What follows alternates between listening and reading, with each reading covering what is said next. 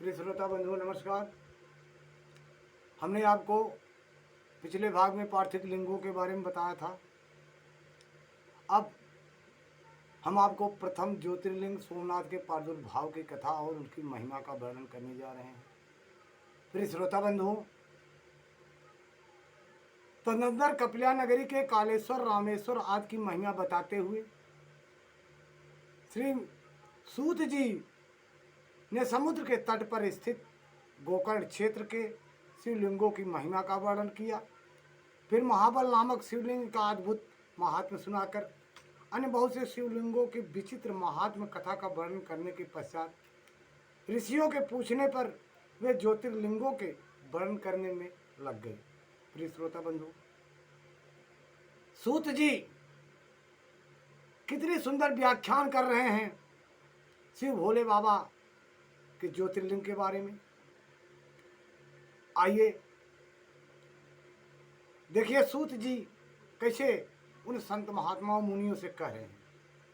प्रिय श्रोता बंधु, सूत जी बोले, ब्राह्मणों, मैंने सदगुरु से जो सुना था और जो सुना है वह ज्योतिर्लिंगों का महात्म्य तथा उनके प्राकट्य का प्रसंग अपनी बुद्धि के अनुसार संक्षेप में ही सुनाऊंगा। बहुत विस्तृत ढंग से नहीं, लेकिन जो गुरु के मुखार बिंदु से सुना है उसको संक्षेप में सुनाऊंगा। तुम सब लोग सुनो। हे मुनिवर, ज्योतिर्लिंग में सबसे पहले सोमनाथ का नाम आता है, अतः पहले उन्हीं के महात्म्य को सावधान होकर सुनो। यह सूत जी ने कहा। सारे मुनीश्वर, सारे संत साधु बड़े प्रेम से सूत जी के सामने बैठ करके सुन रहे हैं।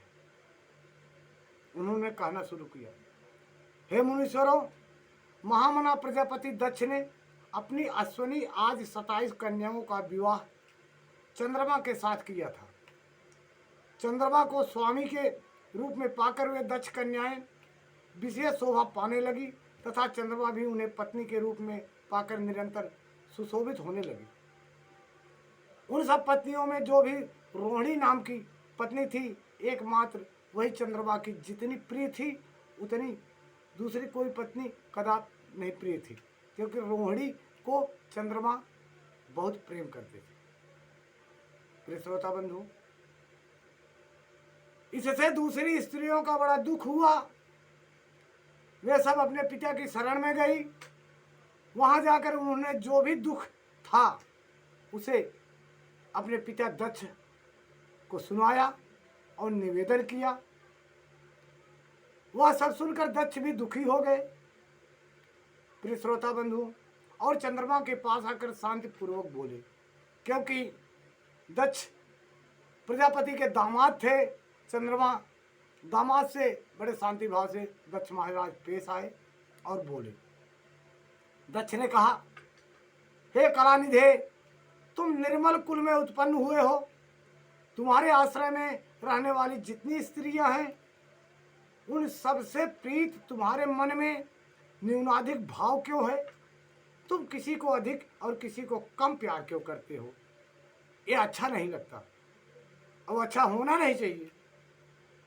समाज में जिस प्रकार जितनी स्त्रियां हों सबको समभाव से देखो। अब तक जो किया सो किया, अब आगे फिर कभी ऐसा विषमतापूर्ण बर्ताव तुम्हें नहीं करना चाहिए, क्योंकि उसे नरक देने वाला बताया गया है। क्योंकि अलग अलग भाव से स्त्रियों से प्रेम करोगे, किसी को ज़्यादा मान्यता दोगे, किसी को नीचे गिरा दोगे, तो इसलिए तुम्हारा जीवन नरकमय हो जाएगा। दक्ष भली बात समझाए। प्रिय श्रोता बंधु, सूत जी कहते हैं कि इस प्रकार दक्ष जी ने चंद्रमा को समझाया। अपने दामाद चंद्रमा से स्वयं ऐसी प्रार्थना करके प्रजापति दक्ष घर को चले गए। उन्हें पूर्ण निश्चय हो गया था कि अब फिर आगे ऐसा नहीं होगा। पर चंद्रमा प्रबल भावी यानी मनोबल से, बुद्धि से और अपने शरीर से, अपने सब कुछ होते हुए अपने को महान समझने लगे। दक्ष की बात उन्होंने आई गई समझ लिया और जिस प्रकार रोड़ी से ज़्यादा प्रेम करते थे, उसी प्रकार वह प्रेम उससे करने लगे और पत्नियों से अनादर के भाव से मिलने लगे। प्रिय श्रोता बंधु, इसके आगे क्या होता है ये अगले भाग में आपको बताएंगे। तब तक छोटे छोटे टुकड़ों में आपके पास भेज रहा हूँ। पूरे प्रसंग को सुनिए, जानिए, तब ज्योतिर्लिंग के बारे में जान पाएंगे कि यह ज्योतिर्लिंग किस कारण से कहाँ स्थापित हुआ, किसके नाते यहाँ लोग आते हैं और कौन वहाँ स्थापित हुआ, किसके वचन कैसे हुए, किसके कर्म कैसे हुए, यह जानना आपके लिए जरूरी है। इसलिए ज्योतिर्लिंगों के बारे में, जो ज्योतिर्लिंग मैं आपको आगे बताऊंगा, सबके बारे में थोड़ा थोड़ा पलट करके ध्यान दीजिए और सब्सक्राइब करना मत भूलिए, लाइक करना मत भूलिए, शेयर करना मत भूलिए, क्योंकि आप ही हमारे धन हैं, आप ही हमारे मान सम्मान हैं, आप ही हमारे सब कुछ हैं। और आप अगर हमारी तरफ नज़र नहीं घुमाएंगे तो हम लोग जीरो हैं। इसलिए जय श्री गुरु। अगला भाग देखिए।